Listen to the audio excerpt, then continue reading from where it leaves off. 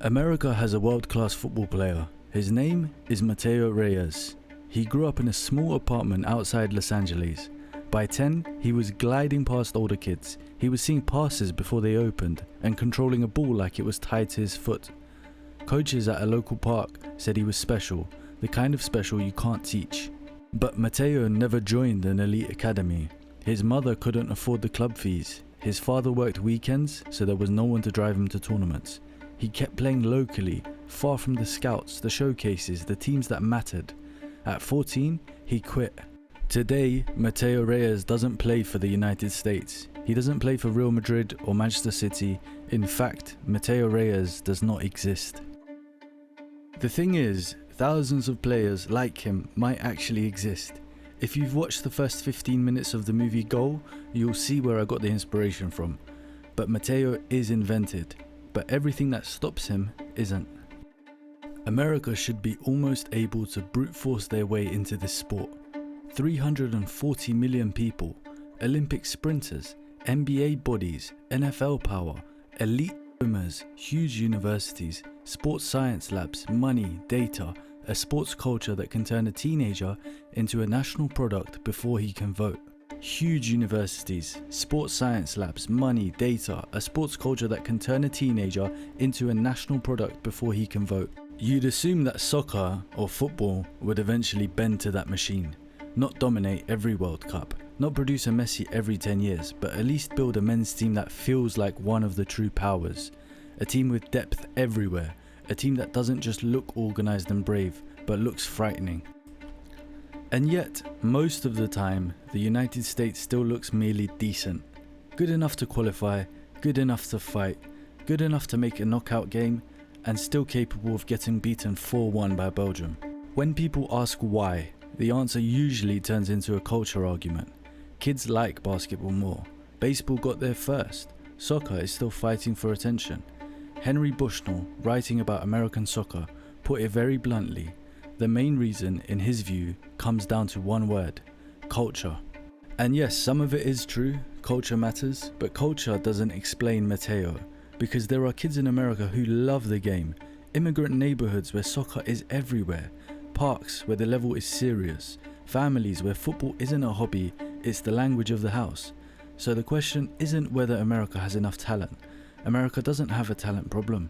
It has a system that makes talent pay to be discovered. So we're gonna run Mateo's life again, slowly this time, and watch exactly where the system loses him.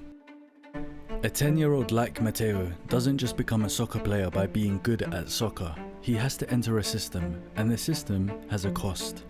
A paper by two authors, Ndubuoku and Olawalose, gives one clean number that matters here. The average annual cost they cite is $883 per child, including things like travel, membership fees, and equipment. $883 may not sound impossible if you're talking about a family with extra money, 2 cars, flexible weekends, and parents who already know how youth sports works. But for another family, that's rent pressure, that's groceries, that's the car repair, that's the thing you can't risk spending if the kid might quit in 6 months, or if his younger sister needs something too. And that's just an average. The Guardian's 2024 piece on pay-to-play soccer used a much harsher example. A mother in Phoenix said her son's team started pushing $2,000 once all the costs were added up. At that point, her family was out. That's not a story about a kid lacking talent, that's a story about a door with a price on it. In American soccer, the first scout is often the family bank account. And the money doesn't just pay for better coaching, it pays for being visible. It pays for the uniform, the tournament, the hotel, the gas, the weekend away, the league that matters, the field where the right people might be watching. Les Carpenter, the Washington Post reporter, summed up the cultural difference in a way that feels almost too simple. Around the rest of the world, he said, for soccer, you need a ball. In America, you need a uniform, referees, and a scoreboard. Don't make the mistake of thinking that he means equipment. It's about permission. Mateo can love the ball, he can play every day, he can be the best player at the park. But if the main pathway runs through paid clubs, then love isn't enough. Talent isn't enough. Even work may not be enough. Because before anyone asks how good he is, The system asks whether his family can keep paying. The filter starts before the dream gets a name. And if a kid like Mateo gets through the first door, the next door moves farther away. Now it's not just soccer, it's travel soccer. It's the weekend calendar. It's the parent who can drive 2 hours. It's the hotel room. It's the tournament fee. It's the snacks, the gas, the missed shift.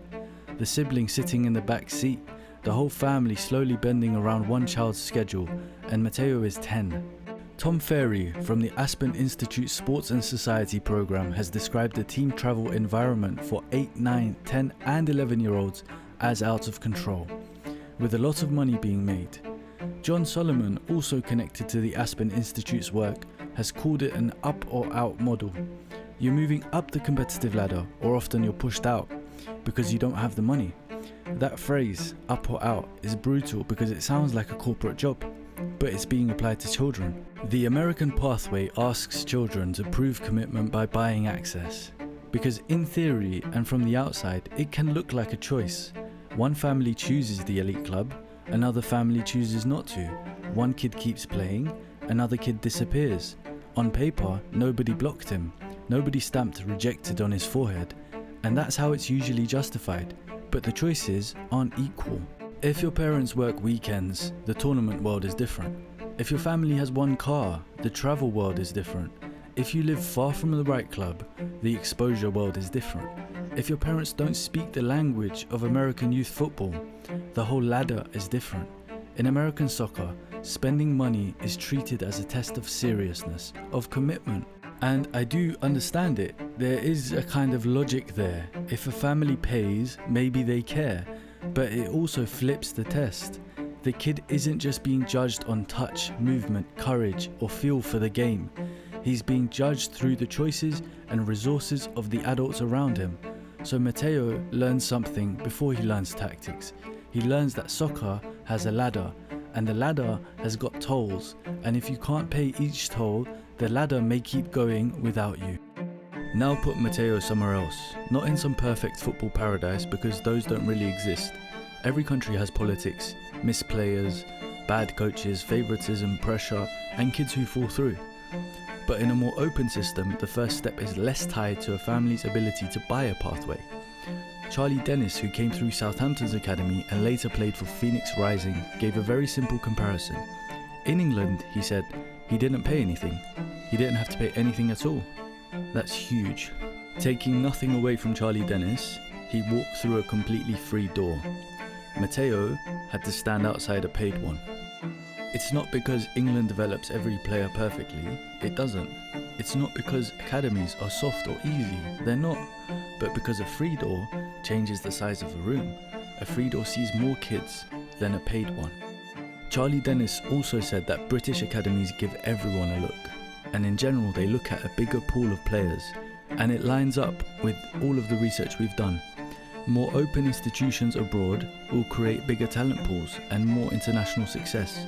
It sounds obvious, but it's one of those obvious things that gets lost. If you're trying to find rare talent, you need to look at as many children as possible, not just the children whose parents can afford the tournament, not just the children who can join the correct club at age 9, not just the children who live near the right suburb and have the right ride and know the right registration link. Rare talent is by definition rare. So if your net is smaller than it should be, you can still catch good players. You can even catch very good players, but you're making the miracle harder. And that's why the American comparison is so frustrating. The country has the population, it clearly has the athletes, it has the facilities, it has the money, but the money is often on the wrong side of the door. In a lot of the world, a talented kid can be a cost worth absorbing because the club wants the player. It pays for itself, either in performances or in transfer fees. In the American youth model, too often, the kid is the customer, and that one switch changes the whole story. The most damaging part of a filter is that you don't always see what it removed. You see the kids who made the team, you see the showcase tournament, you see the clean uniforms and the parents on folding chairs, you see the college commitments, the rankings, the highlight clips, the kids who stayed inside the machine long enough to be counted. You don't see the other part of the soccer world. Les Carpenter described it as a world played by immigrant kids or lower income kids that never really saw the light of day. No matter how good their leagues or games were, they were playing soccer but they weren't part of the bigger system. That's Mateo's league. Good games, real talent, but nobody important watching. To be honest, it upsets me, because America's soccer advantage should be its mix. It should be the Mexican kid in Southern California.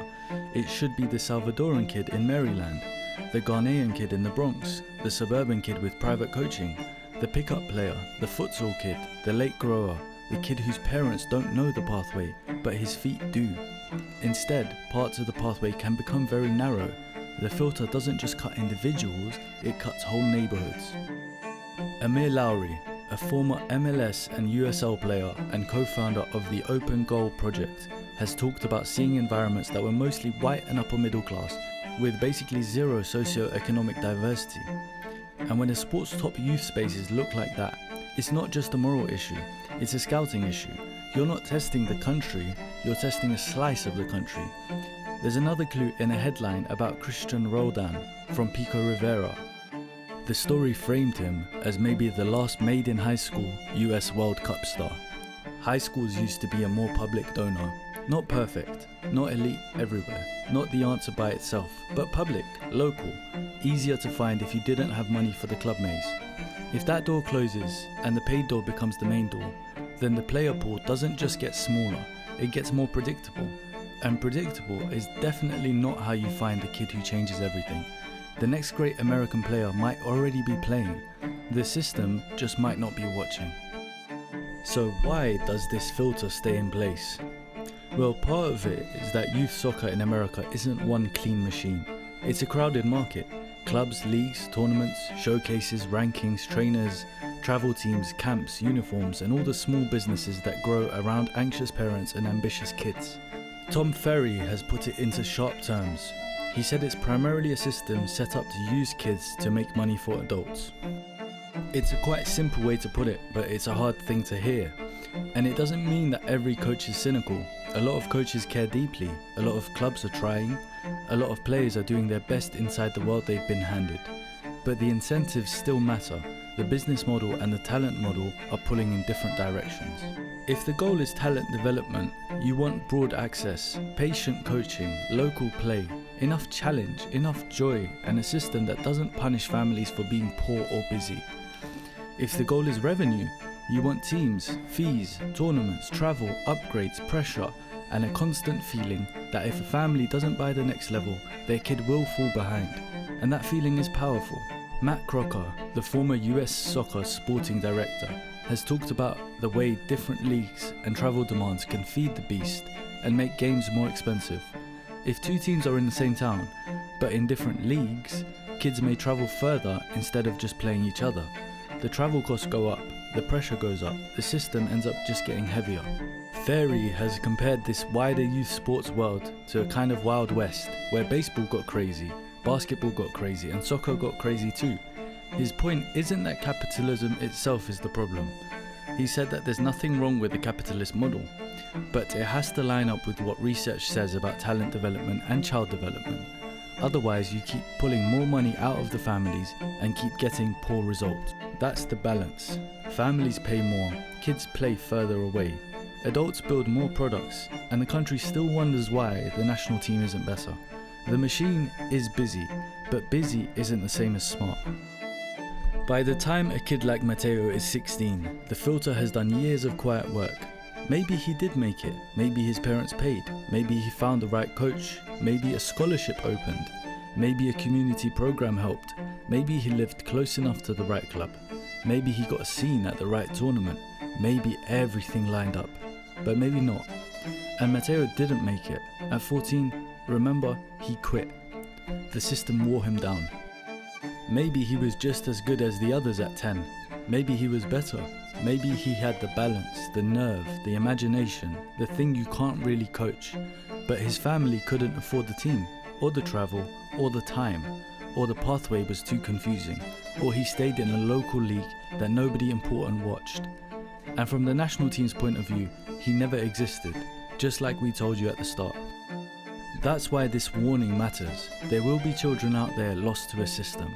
Players who never even had the opportunity to play at that level. That's the real cost, not just one missed player, but a whole set of unknowns. The question isn't how many athletes America has, it's which athletes the system lets through. Because the United States can produce good soccer players from this model. It already does. You can build a respectable team from kids who survived the maze. You can create strong athletes, solid professionals, organised squads, and moments that make the country believe something bigger is coming. But world-class development is not just about polishing the kids who arrive, it's about making sure the right kids arrive in the first place. And if the path to elite soccer depends too much on club fees, travel access, parental time, college exposure, and the right zip code, then the country is not really asking who's the best. It's asking who can stay in the room long enough to be judged. That's why the absurd question has a less absurd answer. America has bodies, it has money, it has ambition, it has kids who love the ball. What it doesn't have, not consistently enough anyway, is a pathway that sees all of them. So I'm asking you to keep an eye out. The next time you see the US men's team look good, but not great, don't just look at the players on the field. Look at the kids who never got through the filter. Because somewhere outside Los Angeles, there's a 10-year-old right now gliding past older kids, seeing passes before they open, and it's a real one this time. The question is whether anyone who matters is actually watching.